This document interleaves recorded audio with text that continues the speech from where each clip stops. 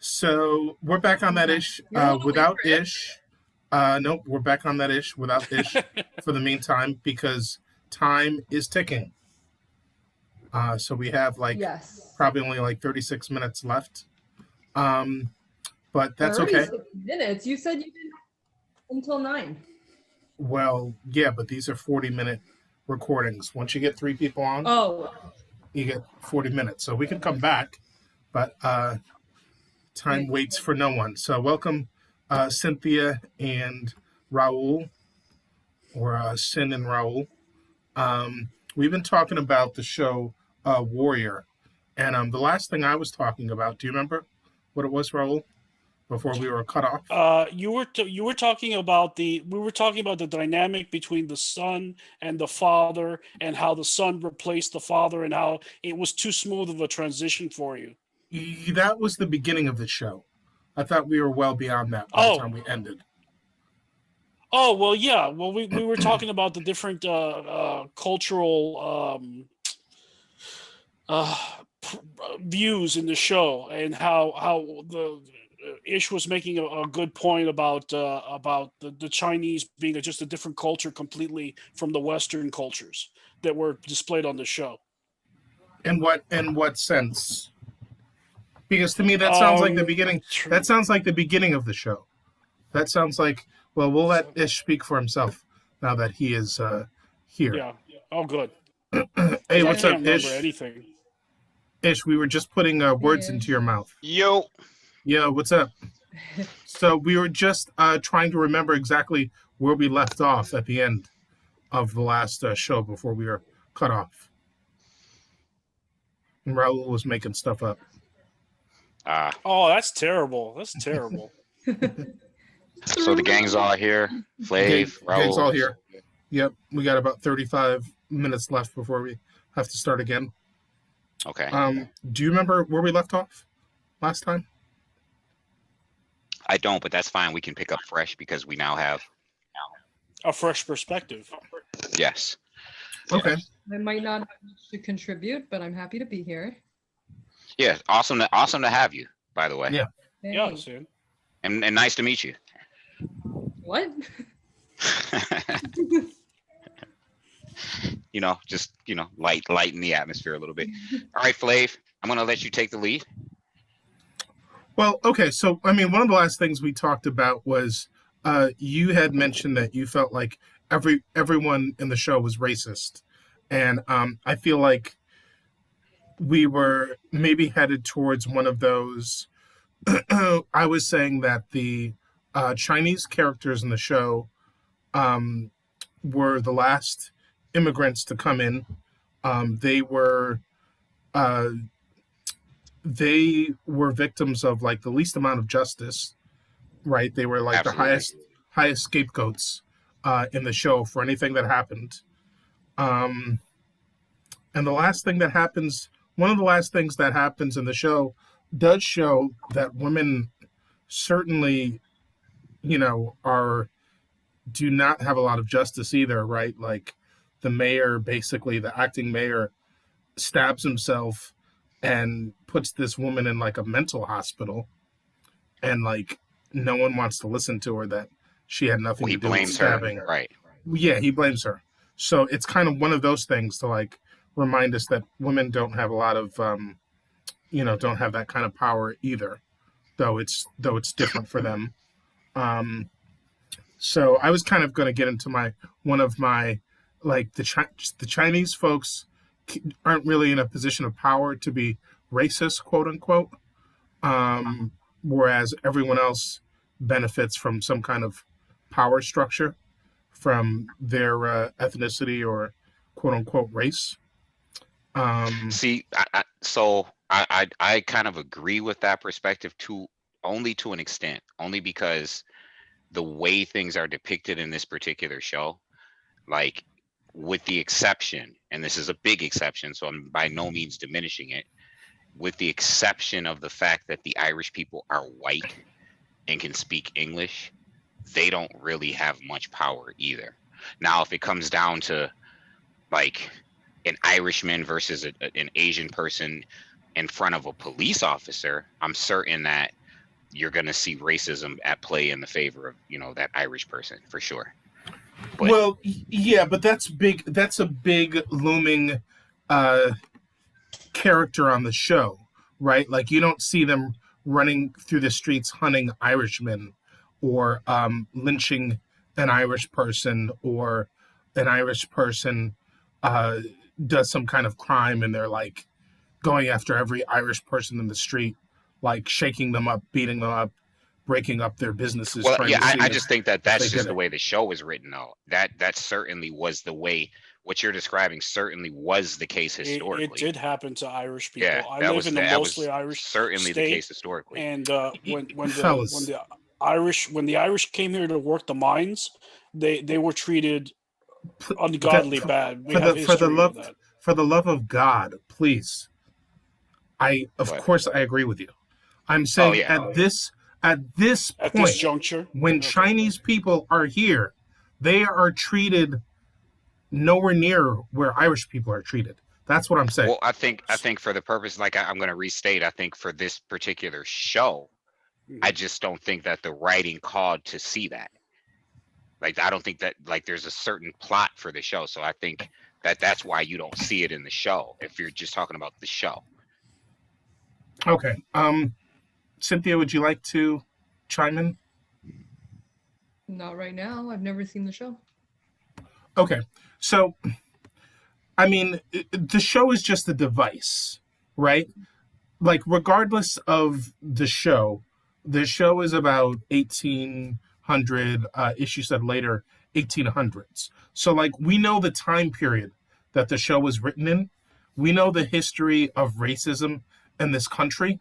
So, I mean, unless we're saying that we feel like the show has, like, totally deviated from historical accuracy at this point, I mean, I just think it's, like, very obvious that, like, yeah, of course, at this point, we're much more racist to Chinese people than to Irish people. I mean, that's just like a non-given. Like, we don't have to say, like, of course, like, Irish people were the recipients of racism at one point, and so were Italians, and like, At so that we're, point. yeah, okay, but nowhere near what the Chinese folks were, is my point. I mean, that to me is like obvious. I'm curious if because the Chinese basically built the railroads in the West mostly. Right. I'm curious if the show depicts that at all. It does. Okay, good. They called them coolies. Oh yeah, I know. It's not real kind what they did to them. Yeah. Yeah, it's actually pretty horrible. But because I don't want to disagree with Mike, and I definitely am not trying to be an apologetic for, Irish people that became some of the most racist people in this country.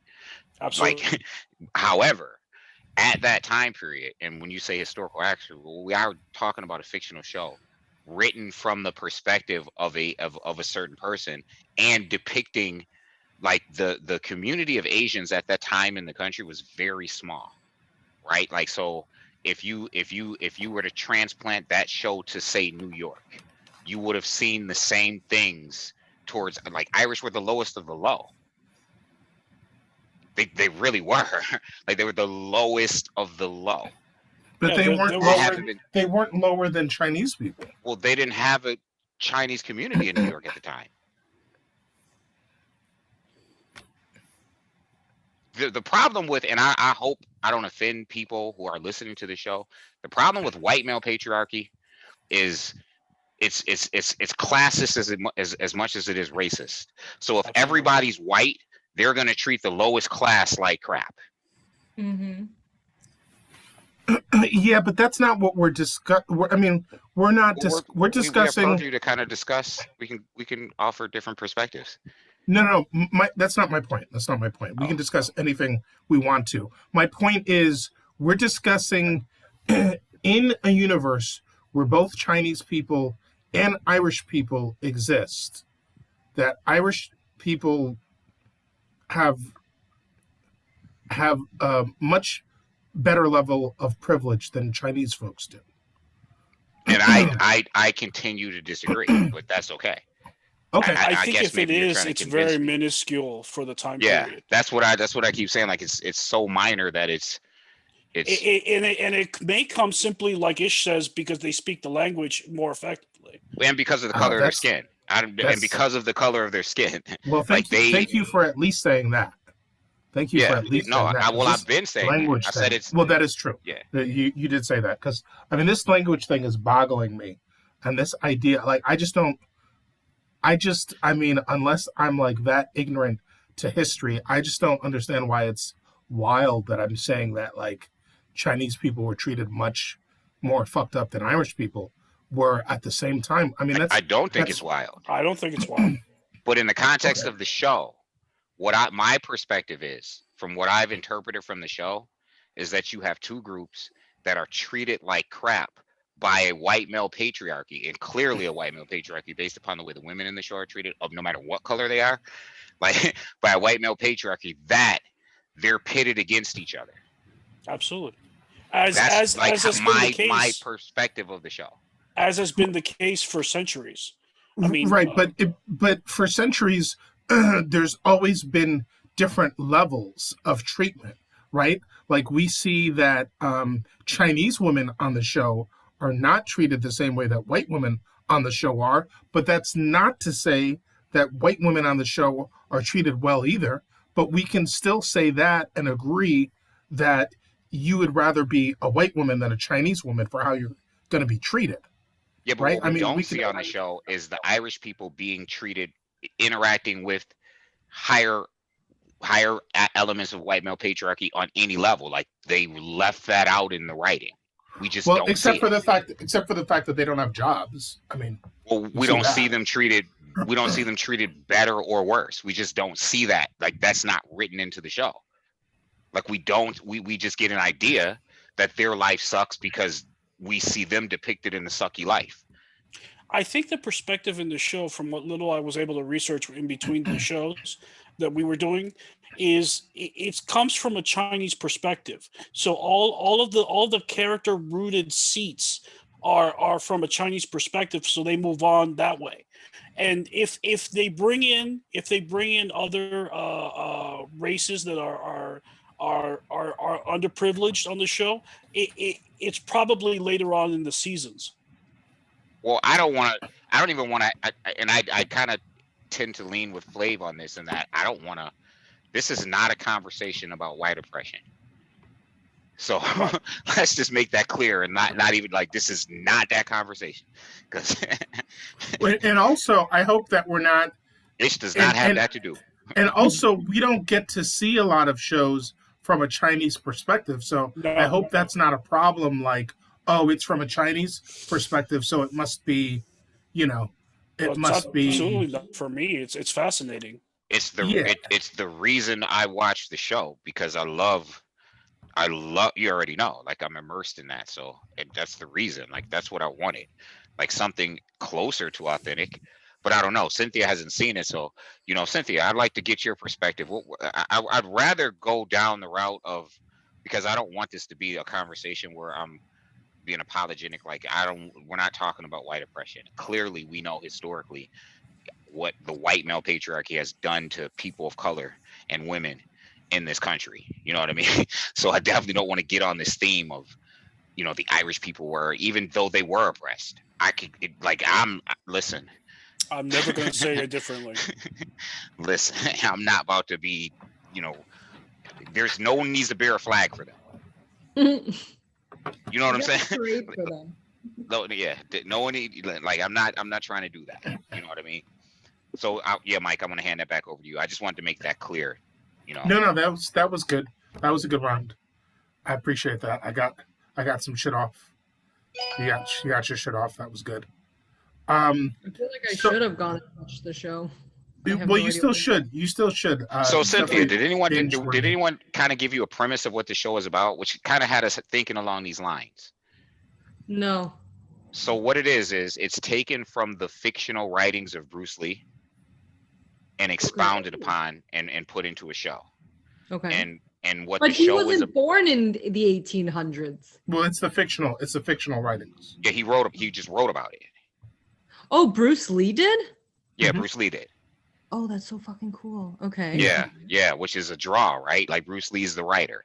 Yeah. And obviously they expounded upon it, but he's writing about the life of a Chinese man who immigrates to America in the late 1800s. And Okay. he Not the comes first he time comes he's into written a San show, Francisco. but at least he got credit for it this time. Right. And so he comes into San Francisco, and it just, he actually ends up, you know, obviously he comes to Chinatown, or what would become a Chinatown. Mm-hmm. And you know, the show kind of takes place from there. It opens up with, there's conflict between the Irish people and the Chinese people, because the Irish people's jobs, Chinese people, the labor, you know, they're willing to work for less.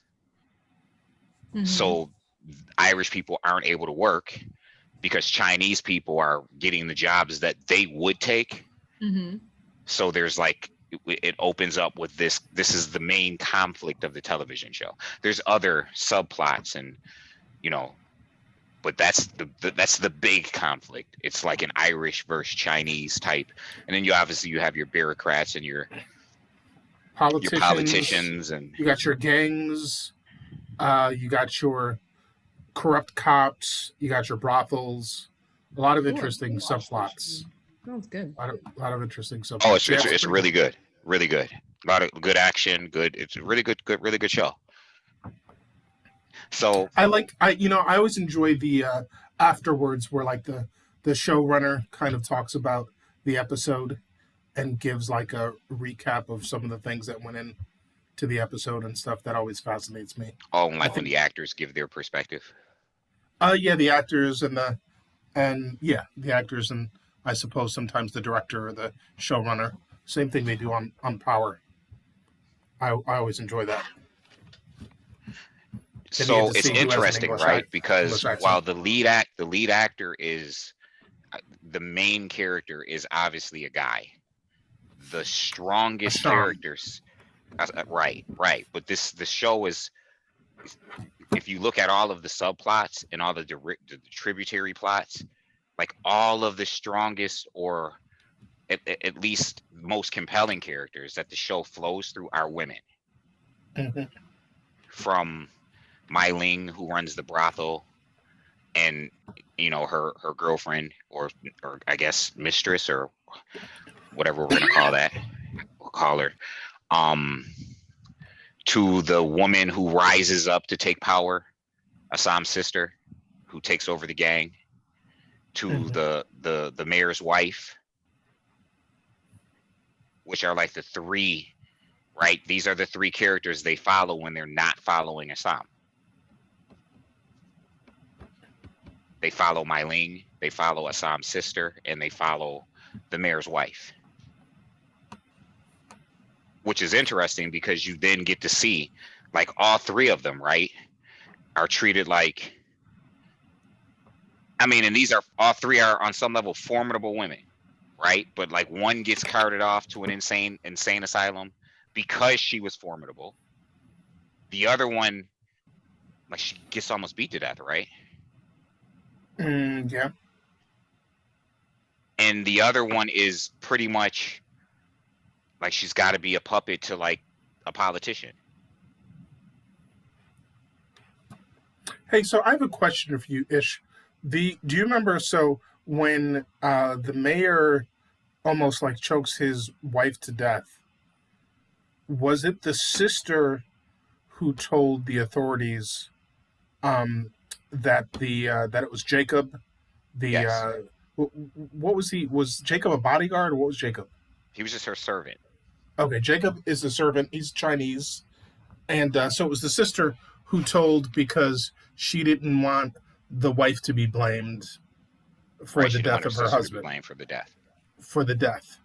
But when Jacob is being hung, that same sister kind of falls to the ground with her arm outstretched and says no. Yeah, because she got him killed. No, I just, maybe I'm being a little,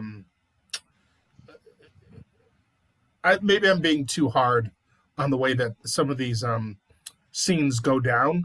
But I'm like, if you don't want him killed, like, get in, I don't know, like, put your body in front of the crowd, or like try to fight through the crowd. You know, you're like on Well, the she did, ground and they with your threw her arm. right to the ground. Yeah, and then she stayed there while he got hung. Because she You know? probably would have got like trampled to death. I think she's a woman. Like, they don't care about her. And this is a crowd that's like maybe it's enraged and like motivated. Like, even the leader, all he could do was get her out of the crowd. He couldn't stop him, and he told her as much. Like, there was no stopping him, and he's their leader, and they were afraid of him. Right. You know what I mean? But they were like, you know, that conservative hate type, passion type stuff was going on. Yeah, they were crazy. Maybe I'm speaking more to the way that those scenes always go down. Is like when someone has, like, usually it's someone has like a husband who's like horrible and is like violent, and that husband or so-called friend is beating a friend of the main character, or the protagonist, who's a woman. She always says stop, but she never like tries to like throw the guy off who's like beating her friend to death. So maybe I was just like critical of the way it went down, but this time it was a bit different, because it was like a mob who even the police couldn't stop them. Yeah, it was very dangerous for her to even like do as much as she did when she rushed into the crowd. Like, that was dangerous. Yeah. So this leads me to a lot of questions, right? And they're for you, Cynthia. Oh God. And it's something that I've just never had an opportunity to just try to understand. So how does, you know, you've certainly heard me and Mike talk about systemic racism. You've certainly heard me and Mike lament about some of the ways that we're affected even today in this country, right? And I'm sure you may have a time or two been privy to some of the conversations we've had with Raul as well, you know, as far as, you know, Latinx people and how systemic racism affects them. So I'm curious to know, you know, from your experiences, just, you know, if you can give us some insight on some of the ways that systemic racism affects, you know, Asian cultures in America, as someone who would certainly be, I mean, you know, living that experience. I can't really speak from personal experience, having grown up in New York City, which is so diverse.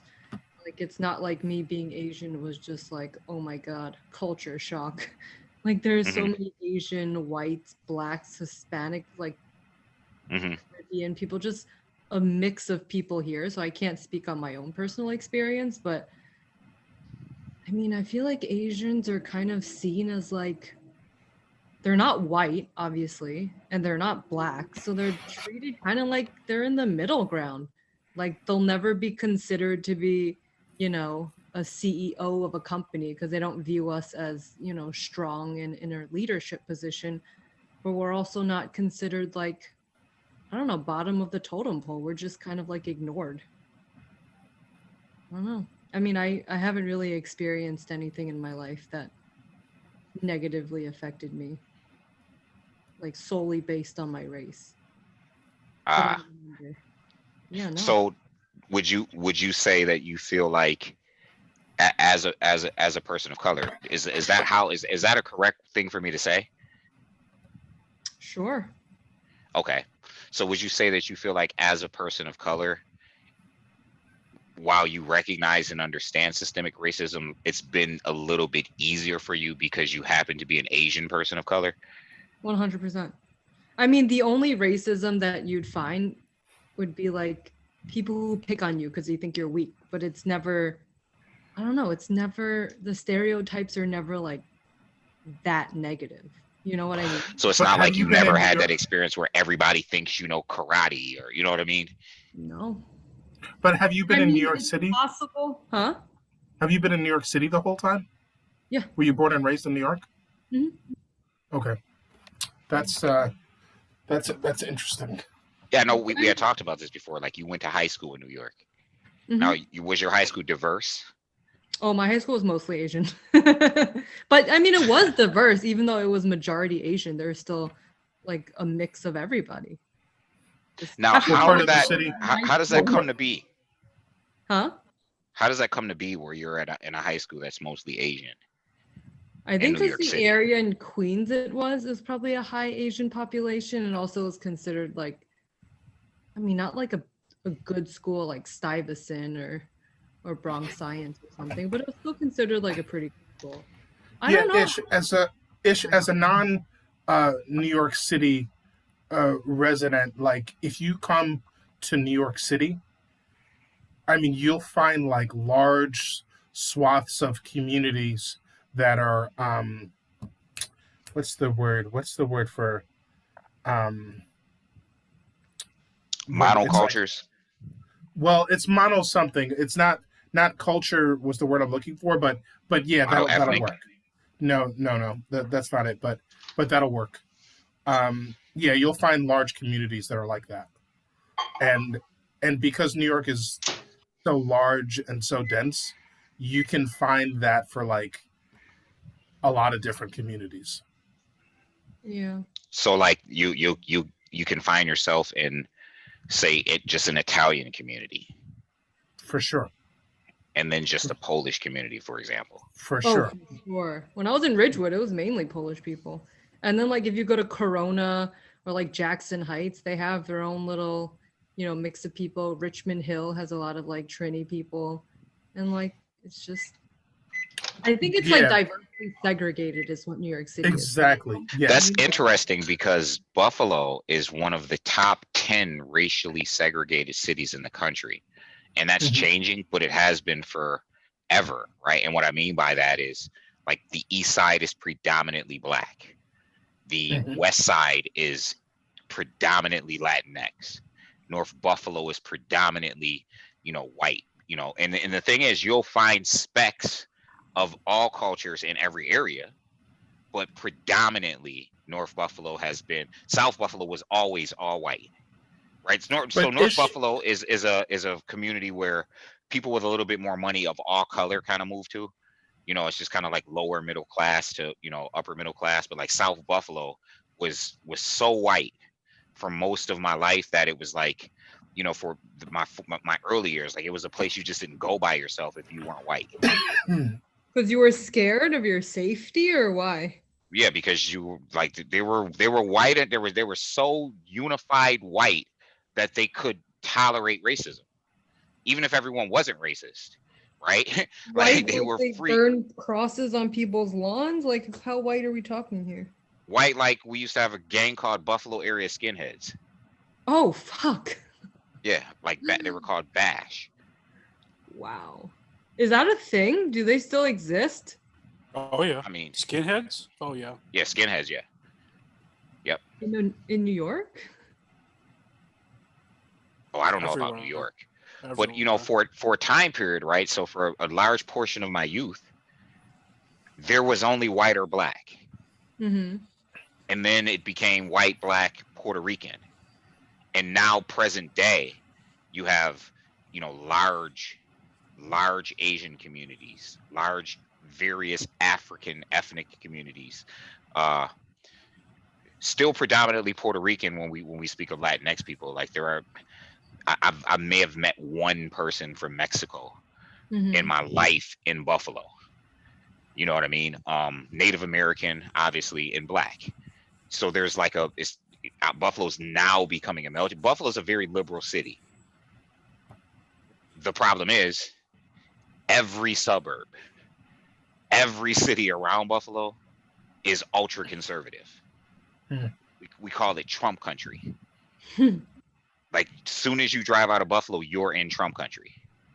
I feel like that's a lot of cities and the surrounding rural areas. It's the story of Phoenix and the surrounding cities. Here in Arizona. that with that white flight. Flight, basically. Mm. Mormon flight in here. But Are Mormons normally, obviously because of their religious, but are they ultra conservative, like Trump type conservatives? they're not Trumpists per se, they're more human than say the Trumpists are. They're more human concerned, but they definitely side on the air of the right.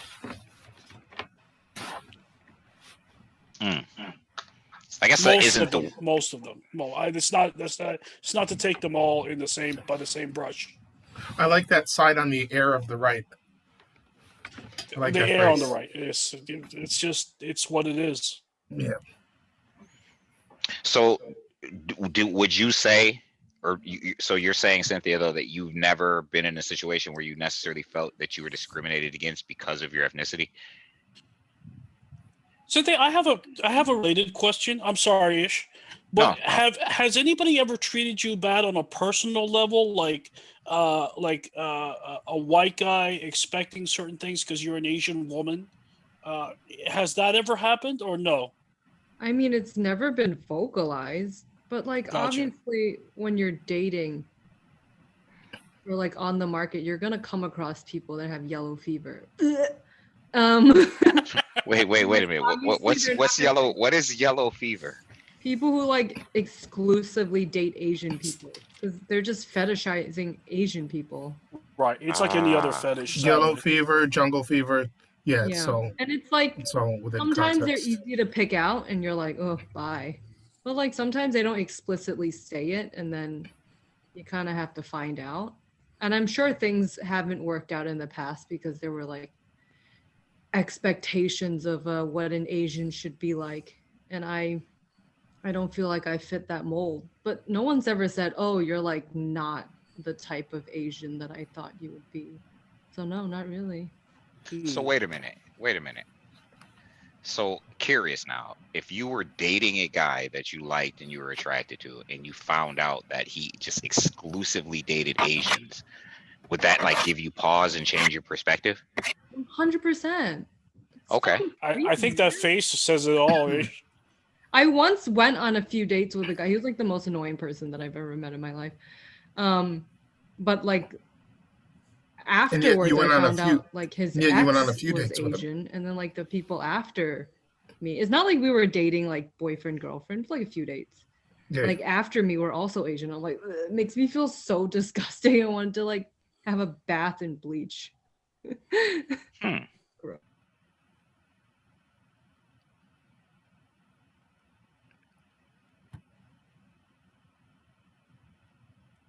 I think my computer's doing something again. Larger people or exclusively date amputees, like anything like that where you're gross. You like exclude the rest of the population simply because you know you're attracted to like this one thing. I think that's so creepy. But what if it's just a preference?